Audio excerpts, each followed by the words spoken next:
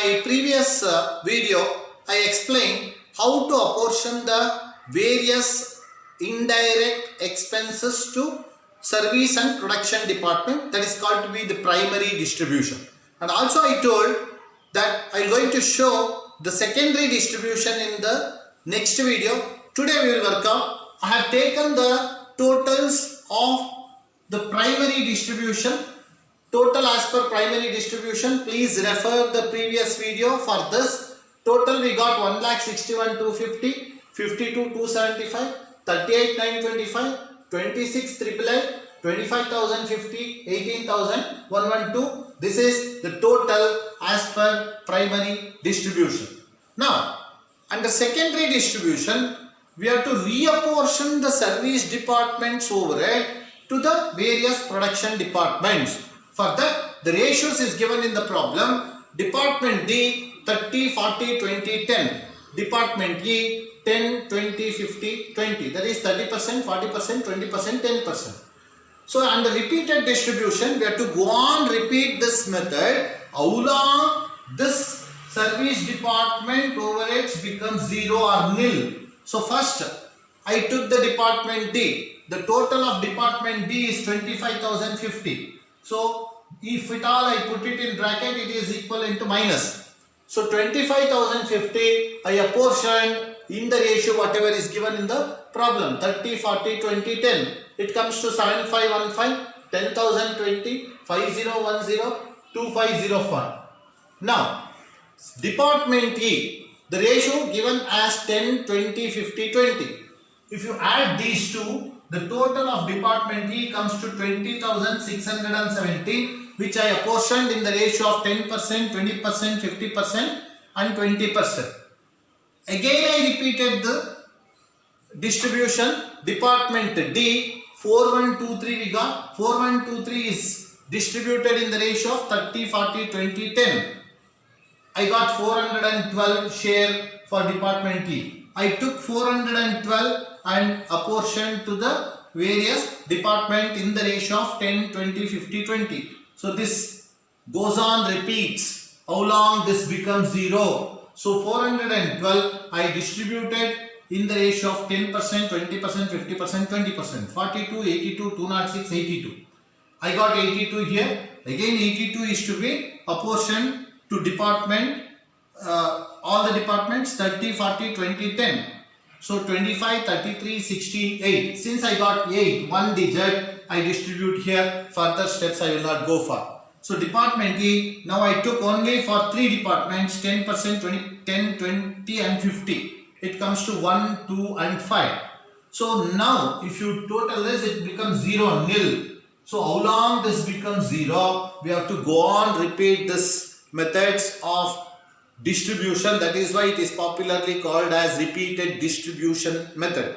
Once it becomes nil, so I can total the production department overheads. Now the production department overheads has been increased from 52,275 to 63,157 because I reapportioned the service department overheads to various production departments. So 63,157, 54,834, 43,259. When you add all these three, it comes to 1,61,250. In the problem, number of labor hours is given. Labor hours for department A 5,000, B 5,000, C 5,000 is given. They are asking us to find out overhead rate per labor hour. So total overheads is 1,61,250 and these are the various overheads for the various department. Number of labor hours total, when you add up all this, it comes to 15,000. Overhead rate A divided by B, that is 1,61,250 divided by 15,000, 10.75 per hour. 63,157 divided by 5,000, 12.63. 54,834 divided by 5,000, 10.96. 43,259 divided by 5,000, 8.65. What is the purpose of doing this? In my introductory video I told we have to allocate and apportion the overheads to various production and service department and to see in which department the overhead rate is more, so that they can minimize, cut down, concentrate in that particular department. When you look at here, department A is spending more money, 12.63 compared to department C. Department B is also more when compared to C. C department an average expenditure when compared to A and B. Now they can focus in these two departments and cut down the expenditures. The main purpose of allocation and apportionment of overheads to various departments is this. This is one method that is called to be the repeated distribution method. There is one more method for apportionment of service department overhead to production department, that is called to be the simultaneous equation method. I'll take the same problem, simultaneous equation method. We have to solve two equations. The two equations are x is equals to a plus by, y is equals to a plus bx. This is called to be the first equation and this is called to be the second equation. So here I will take, let department D, service department D will be assumed as x, service department E will be assumed as y. Now, just I will solve this. X is equals to service department X is 25,050 plus 20% is given. 20 divided by 100, you can write it in this way. Directly you can write this. X is equals to 25,050 plus 0.20y.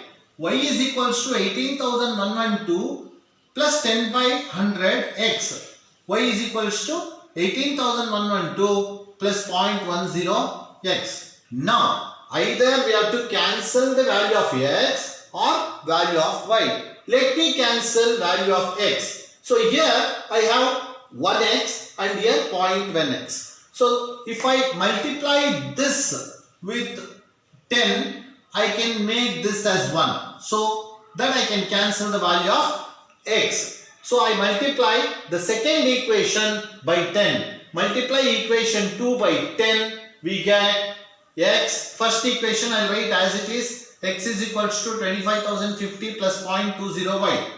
The second equation, 10 into y, 10y. 18,112 into 10, 1,81,120 plus 0.10x into 10, it becomes 1x. My intention is to cancel the value of x. Now, in the next step, I will take the x on this side and y on the other side. So, first equation I will write as it is. I am not going to touch the first equation. The second equation, when I take it on the other side, it becomes minus value. Minus x is equals to 1,81,120 minus 1 minus 10y. So now when you add this, x value is cancelled, plus x minus x, x value is cancelled.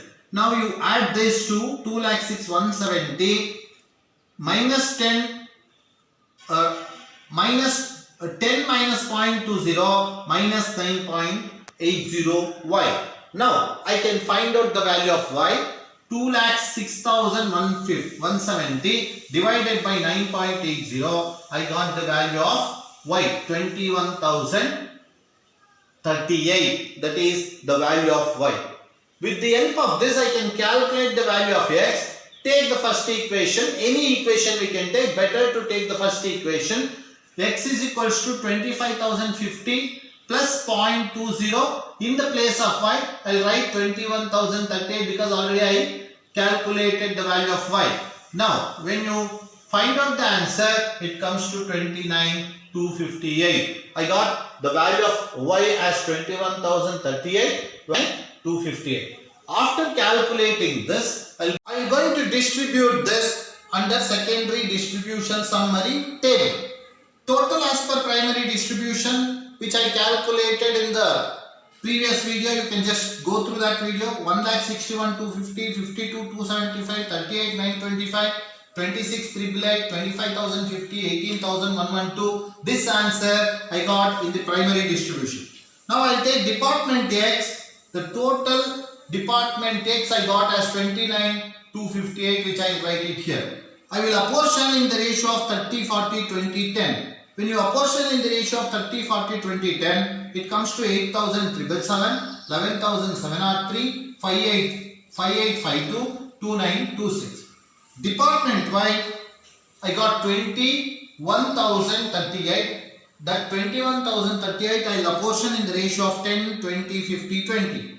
If you apportion, it comes to 2,104, 4,208, 10,519, 4,208. When you total this, automatically these two departments will become 0. 25,050 plus 4,208 is equivalent to 29,258. These two are plus values and this is minus value. When you add these two are the plus values, this is minus value, it automatically becomes 0 or nil. And we got 63,156, 54,836, 43,259.